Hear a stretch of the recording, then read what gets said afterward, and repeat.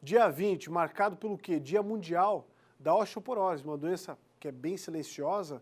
A Fabi Paza vai trazer mais detalhes, que vem em forma de alerta mesmo. Oi, Fabi! Hoje é o Dia Mundial para conscientização sobre a osteoporose, uma doença que é silenciosa e que costuma ser descoberta quando o paciente tem algum problema referente à fratura ou alguma situação parecida. A gente veio aqui para o consultório para conversar com a doutora Giovana sobre esse assunto.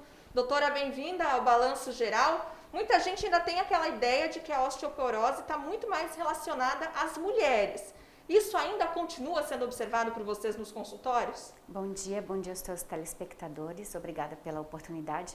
Sim, a maioria dos pacientes com osteoporose ainda são do sexo feminino, especialmente no período da menopausa, onde a mulher perde, né, aqueles hormônios protetores do tecido ósseo.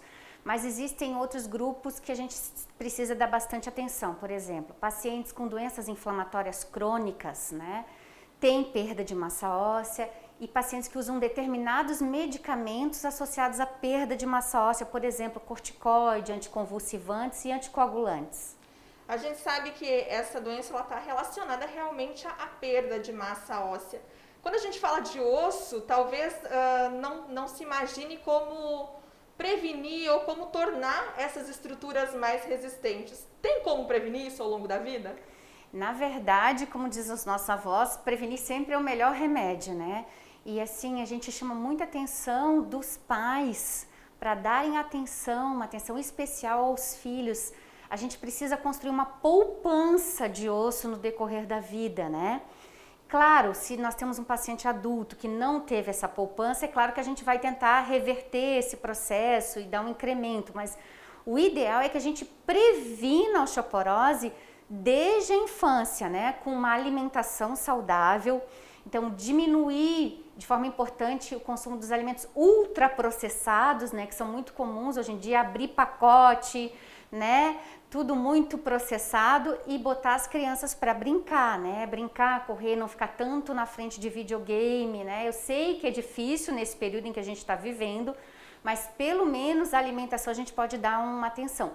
Essas orientações que a gente faz desde a primeira infância também teriam que ser seguidas pelos adultos. Comer alimentações mais saudáveis, ricas em cálcio, né? Exposição solar em horários adequados e exercício.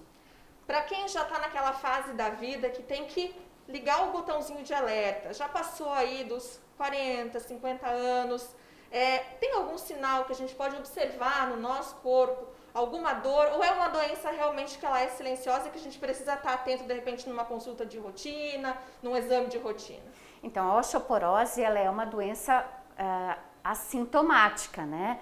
Então, a gente tem algum sintoma quando o osso quebra, né? A gente diz que a osteoporose é quando o osso quebra com traumas pequenos, né? A pessoa não caiu de um prédio de 10 andares, né? Isso qualquer um se quebra. Ela tem fraturas com traumas mínimos, né? Então, a gente não pode esperar. Claro que se teve uma fratura, a gente vai evitar as outras, mas o ideal é que a gente trate antes da primeira fratura, né?